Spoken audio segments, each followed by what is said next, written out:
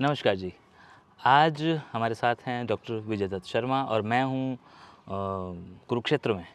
और आज का जो विषय है वो है जंग आज़ादी।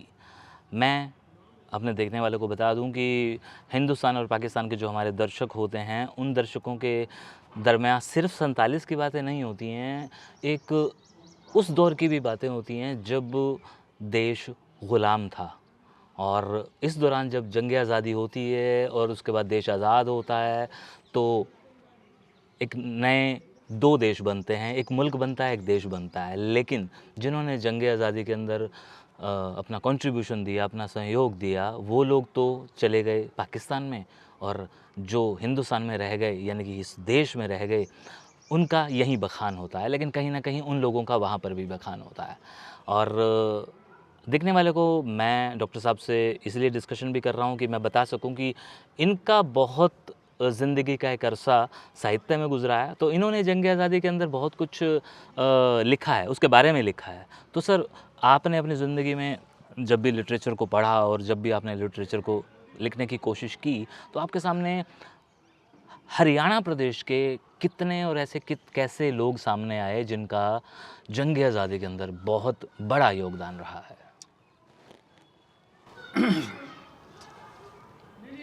मित्र, प्रश्न है, जब एक महायुद्ध हो रहा हो, महासंघर्ष हो रहा हो, वहाँ कुछ लोग प्रत्यक्ष जूझते, समर्पित होते, बलिदान करते हुए दिखाई देते हैं मैदानी जंग में।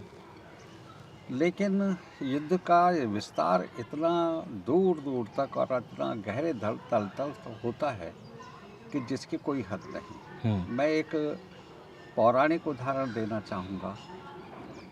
जब राम और रावण के युद्ध के लिए सेतु तैयार हो रहा था, तो उसमें नरनील जैसे इंजीनियर, हनुमान, सुग्रीव, बाली जैसे शक्तिशाली योद्धा ही कार्य नहीं कर रहे थे। एक छोटी सी गिलहरी रेत के पास जाकर के अपने शरीर में रेत भरती थी और उस सेतु के पास आकर के वो फुरफुरी दे करके वो रेत वहाँ उतार देती थी। कई बार देखा तो किसी ने राम से कहा कि प्रभु देखो, ये अपनी सामर्थ्य का आपके प्रति कितना अर्पण कर रही है। वाह! इसके हाथ नहीं है, पैर नहीं है, शस्त्र चलाने की शक्ति नहीं, लेकिन भाव तो है। भाव है। और उस भाव के वशीभूत होकर के बार बार जा रही है, रेत भर रही है, शरीर में लाके डाल रही है।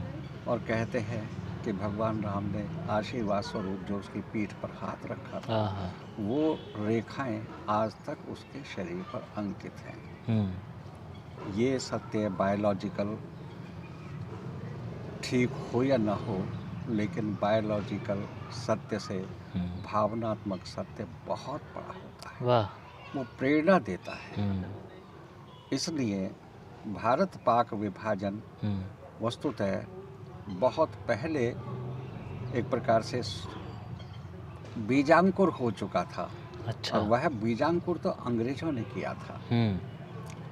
इस ईस्ट इंडिया कंपनी का आना, यहाँ पर व्यावसायिक और वाणिज्यिक और कृषि मूलक शोषण करना, उस शोषण की प्रतिक्रिया के रूप में 1857 का विद्रोह होना, क्रांति होना, और उस क्रांति के बाद 90 वर्ष तक की जो यात्रा है, वह यात्रा ना तो पूरी जमीन को कागज़ बना करके लिखा जा सकता, ना पूरे समुद्र को शाही बना करके लिखा जा सकता। कितने गए, कितने मरे, आज तो खैर लोगों को अपनों का भी ध्यान नहीं है, लेकिन ये कल्पना जरूर की जा सकती है 200-400-150 घटनाओं से ही कि हाँ, वह कितना रोमहर्षक संघर्ष था। मैं सोनीपत का एक गांव है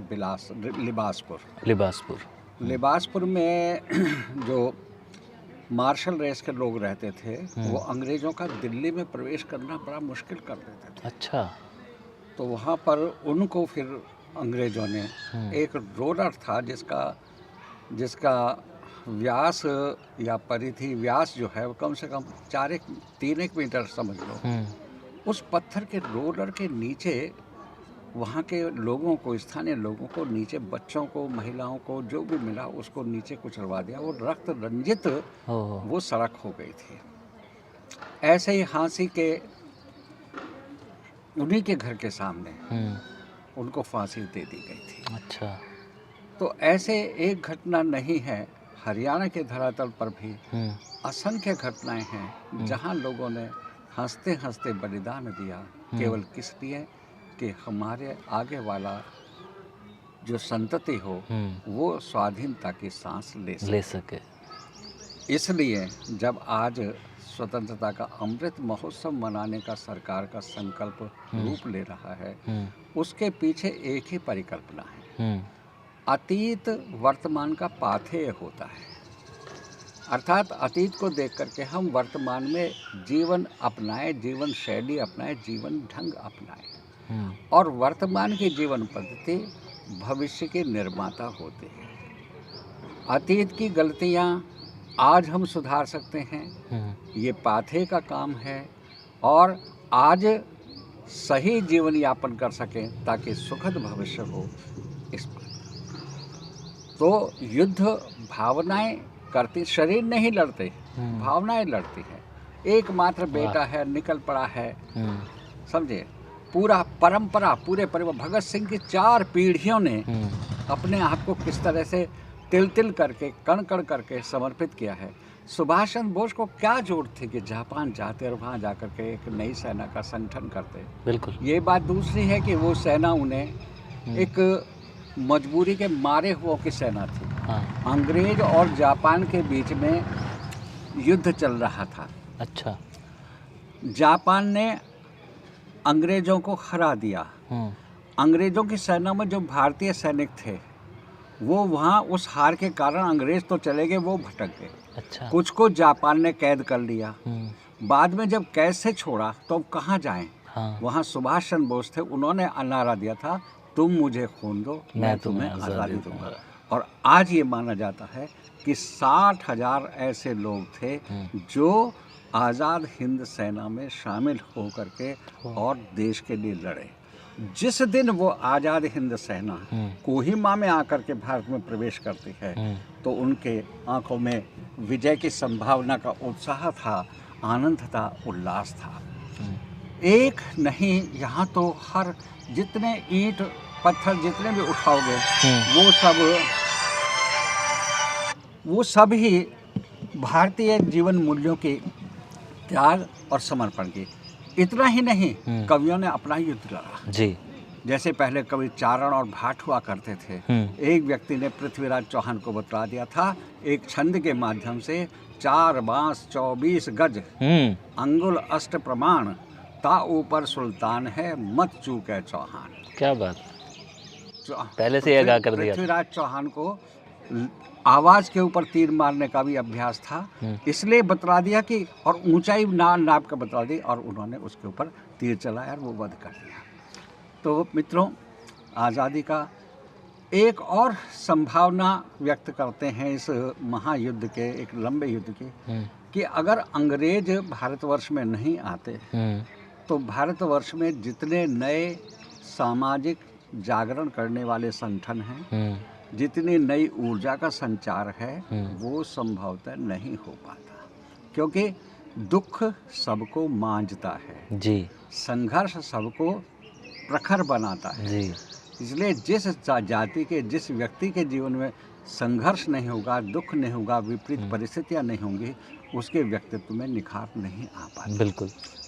लेकिन भारतवर्ष में हिंदू और मुसलमानों के बीच कितना ही विभेद कर लिया हो, प्रारंभ में तो ये एक ही थे, होकर के लड़ते रहे। उनका लक्ष्य था, ये बात दूसरी थी, थोड़ा सा हिंदू राष्ट्र के लिए लड़ रहा था और मुसलमान मुगल शासन के लिए। वो मुगल शासन का अंत नहीं होने देना चाहता था और हिंदू राष्ट्र को या भारत राष्ट्र के लिए लड़ रहा था।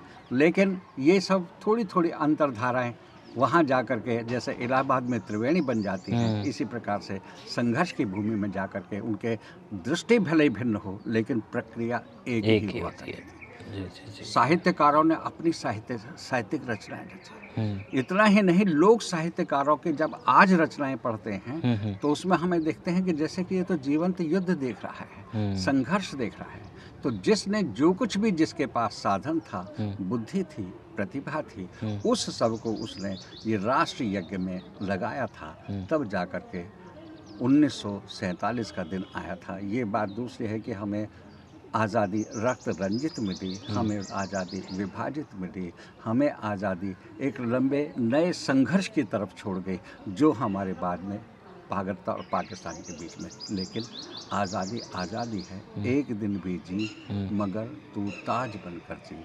इसलिए मित्रों, बहुतों ने कितने बलिदान दिए हैं, उनकी पीढ़ियां ही ख़त्म हो गई हैं, उनका नाम लेना, चाहे युवा हो चाहे हो। इसलिए इस आज़ादी के अमृत महोत्सव के अवसर पर हुँ, हमें उस युद्ध के हुँ, मुख्य मुख्य बिंदु जरूर याद रखने चाहिए, ताकि ऐसी भूलें, अगर हमें भूलों का याद रहता तो भूलों से बचे रहते हैं, हुँ, और भूलों का ही पता नहीं होता तो हमें भूलों से बचने का कोई अवसर और कोई दृष्टि और कोई दिशा नहीं होती।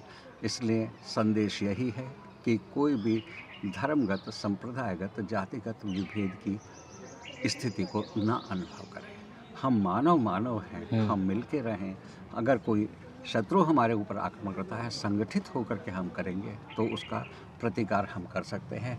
घर को झाड़ू साफ कर सकती है, सीख साफ नहीं नहीं कर कर सकती। जी, सकती। झाड़ू में भी सीख है, हाँ, लेकिन इकट्ठी हैं। पृथकत्व की भावना उसे असफल बनाए रखेगी, और एकजुटता की हाँ, भावना उसे सफलता के हुँ, सोपान तक पहुंचा देती है। हुँ।